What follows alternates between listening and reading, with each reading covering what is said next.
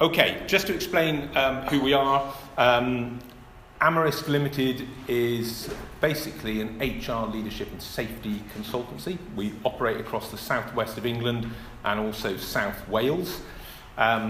We deliver ACL as a complementary service to our clients. Our typical clients are, I guess, the family business up to about 100 employees, up to the size where they don't have an HR manager. So we tend to provide all of the support and backup on that. We don't believe in silos. We like to link things together. You might think, well, what has safety got to do with HR or with leadership? But of course, if you look at the strategic values, or you look at the strategic level of action-centered leadership, you talk about values, we're expecting to see safety there as the top of the list on that, of course. So, we're very privileged. We genuinely only work with nice people. We don't contract them in. If they're not interested in what we do, they tend to fade away. So we've built this up now. We've got 93 organisations that we work with. Some of these are tiny.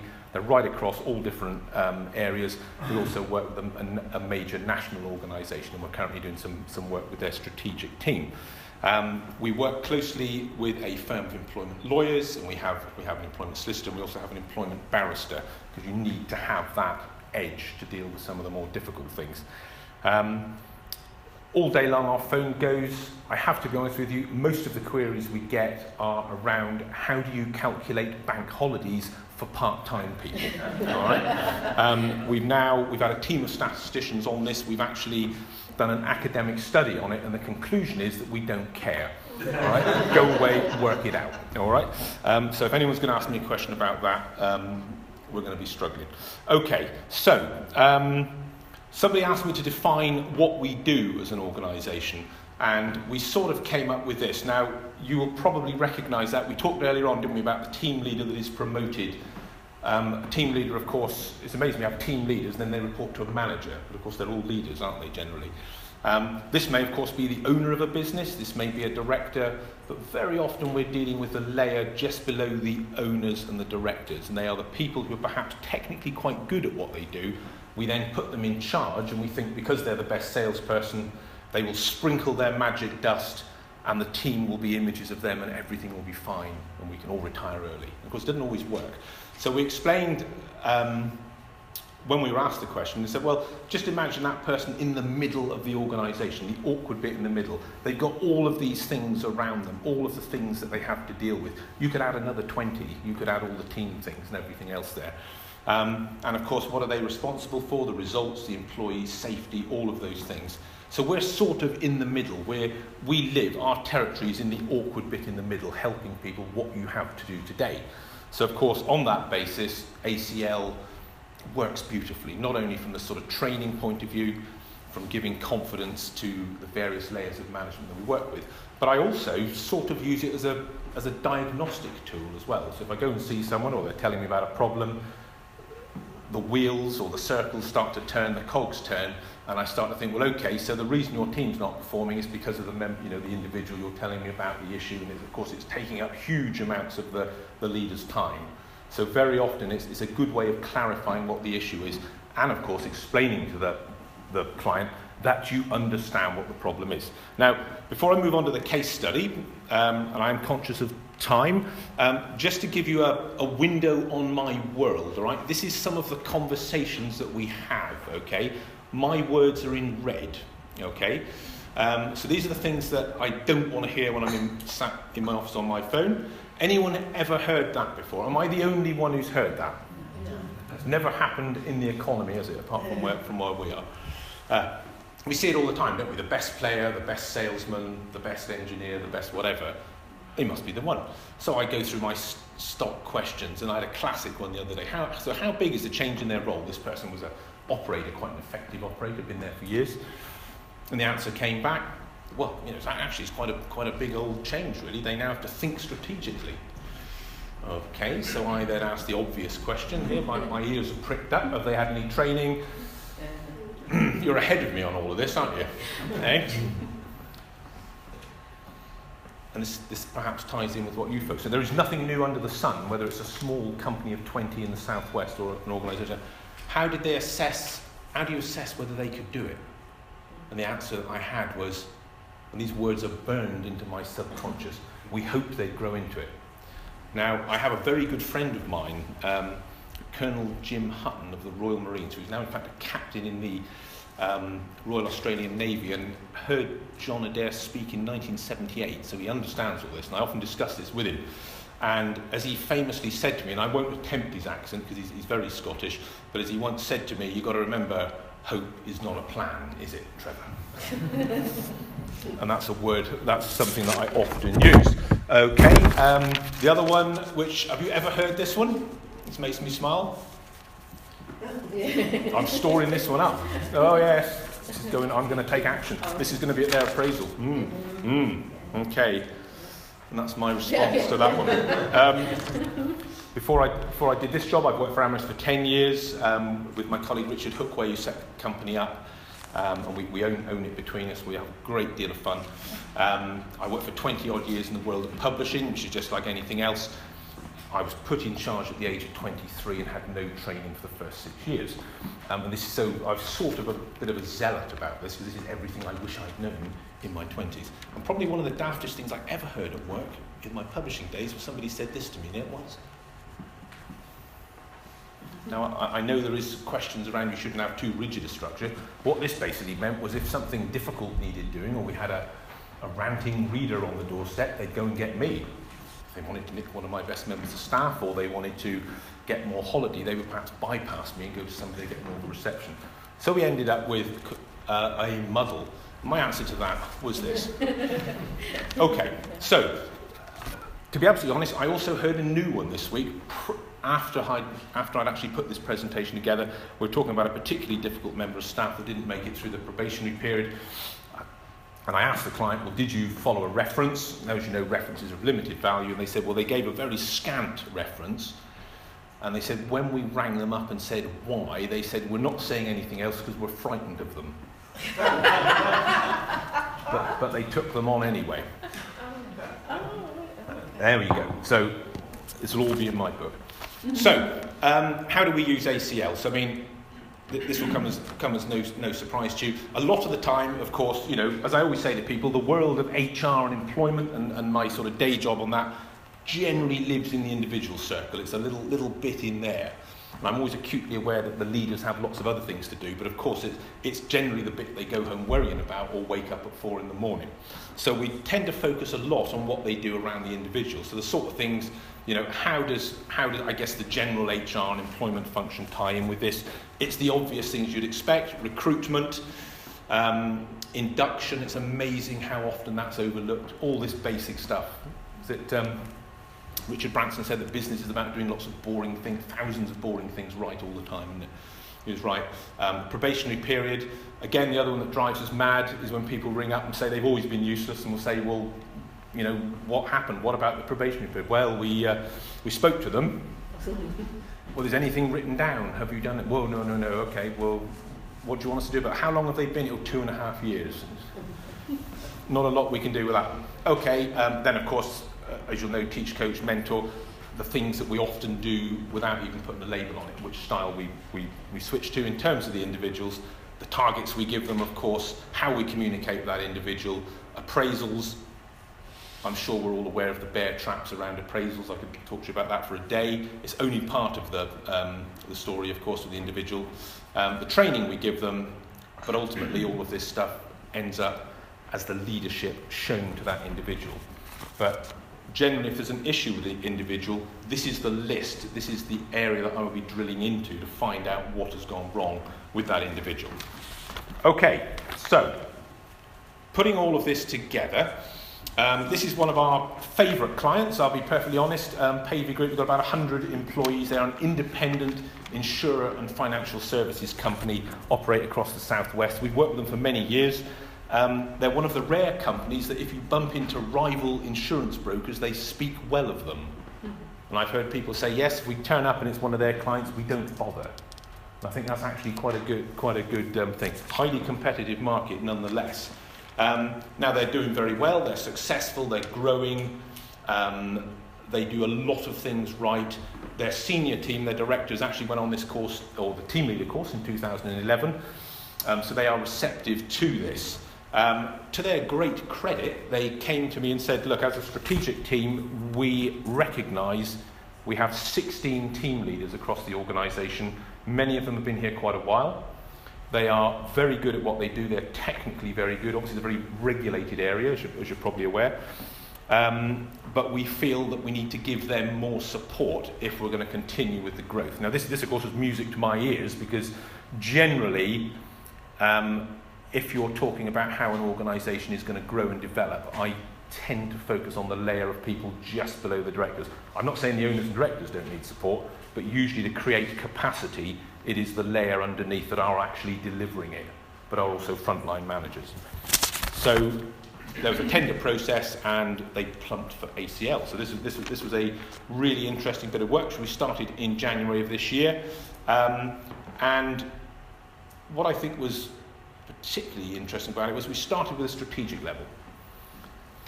As I say, we had a slight advantage in that the directors had been on the course previously, the team leader course, and therefore familiar with it, but this served as a very good reminder, but also as a way of setting the tone for the whole thing. So we looked at their purpose, vision and values, as you'd expect. This was a really, really interesting one, the facing future challenges.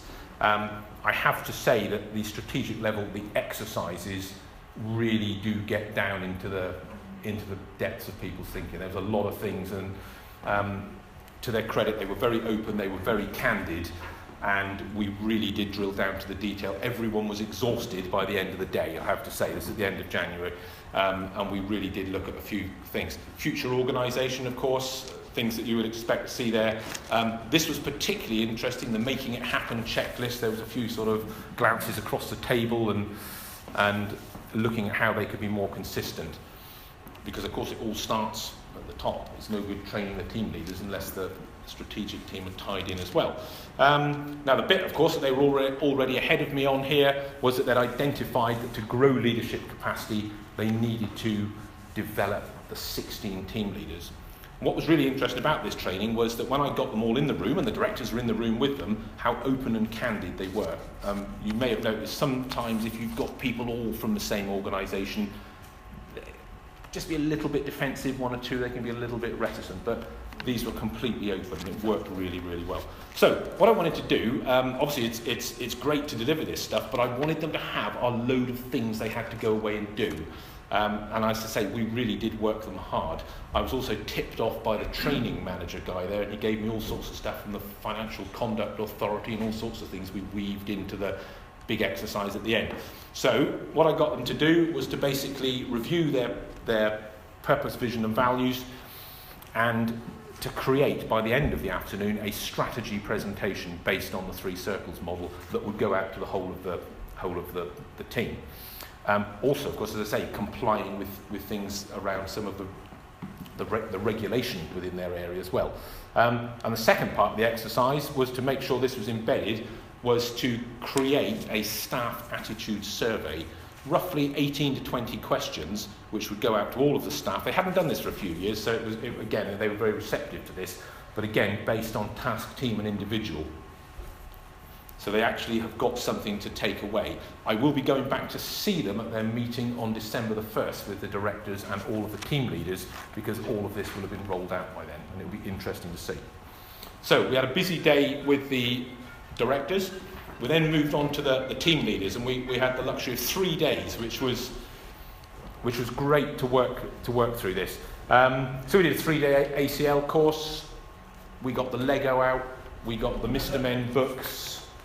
We built towers. We built bridges. We did all of this. 16 people plus the directors. Generally, I tended to use the directors as observers because, of course, they'd seen some of the exercises before. Worked really, really well. Beforehand, of course, we'd done a great deal of work assessing what the needs were, and of course on the day as well.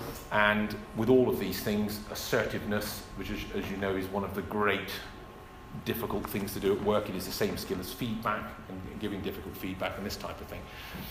So we did a little session on that, and we took them through a practical exercise on how you manage annoying behaviour to try and give them a little bit of confidence. We spent a lot of time, like I say, talking about the individual, and part of this was then to just do a little session on basic coaching skills, and we got everyone paired up and we went through coaching, basically the GROW model, and looking at how people would develop using that. Again, to give the team leaders a little bit more confidence. We also spent a day on employment law, which is interesting stuff. As I always say to people, don't look it up online. It's like looking up medical things. And certainly don't do that, right? If you take one thing away from this morning, don't do that. It is, of course, the interpretation. But again, there's a lot of mythology around it. It's a set of tools. And if you're in a leadership or a management role, you need to know what you can do. And the most critical thing, of course, if you have an issue with a member of staff, get in there early and have a conversation. We do not want it escalating to the stage where we're taking an opinion from a barrister, because there's probably been 20 leadership interventions that you could have done it before then. So we spent a day on that. And also, of course, recruitment and selection. We looked at competency-based interviewing. That, of course, becomes very interesting when you start looking at a leadership level job within an organisation, and you can start to weave some of these things in as well. So, at the end of that, again, I wanted them to work hard. So what I've come up with here, there are 16 action plans. And what we did at the end of day 3, we also, of course, looked at some of the operational level of functions for this. We did some work with the joint team there with the directors and the staff, so we looked at those. And what we basically did was getting the 16 team leaders working with the directors in the room to create an action plan for their own team, which they then had to stand up and present to the rest of the group, and of course take away. And like I say, I'm going down to see them all on December the 1st, see how they got on. And the other thing, also focusing on the individual. I'm sure this has been done somewhere in the world, but I haven't seen it, so we have come up with certainly in our part of the world, an ACL appraisal.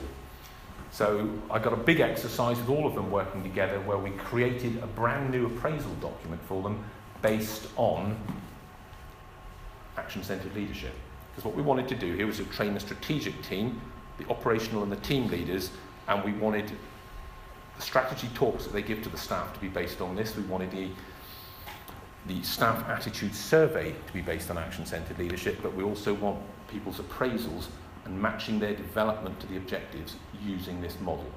We wanted to run right through the organisation. So what we did, we came, and again, very, very simple, but it really did get them thinking. And there was lots of stuff, particularly around the individual side. So just to give you a little taste, we've got an appraisal document. They are going to roll it out now. It's coming out in the autumn. No doubt it will be modelled and altered again in the future.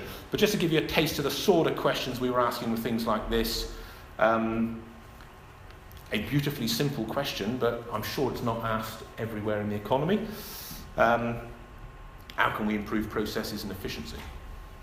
So it's not just about you and about what training you'd like to go on and all the rest of it. And as we all know, appraisals are to match people's developments to the objectives and strategy of the organisation, rather than a once-a-year pat on the head, send them on a course, and thank goodness we've done the appraisal. So that's what we looked at for task. In terms of team, beautifully simple, all of this. I'm not telling you anything new here, am I? But making it happen is the thing. What strengths do you have that contribute to the team? Getting them to think about their own role in the team. So it's not just them as a person, but how they work within the team. Then, of course, moving on to individual. The obvious question, what training, achieve the plan? What are your career aspirations? So we did a lot. Interestingly, we ended up with a lot of questions around the individual, because I had them working as a workshop, and there was a lot of questions. So we had to be quite careful in paring those down. And these will be worked on and modified as we go. But all of this is going to be rolled out, as I say. So it was a busy 6 days. We packed it all in.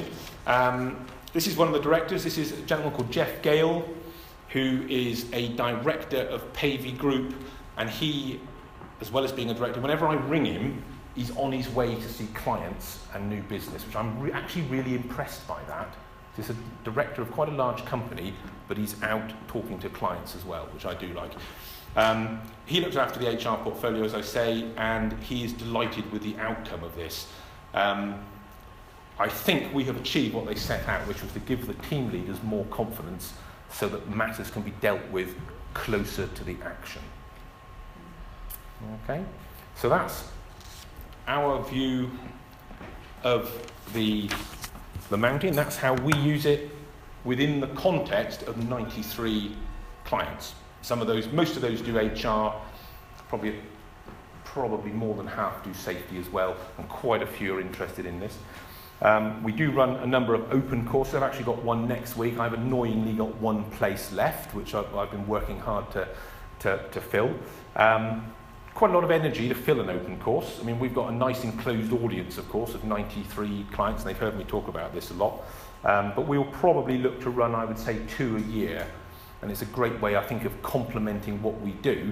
Because yes, I can sit on the end of the phone and with our support of our lawyers answer queries all day, but so many of these things can be dealt with early on if you give confidence to the team leaders.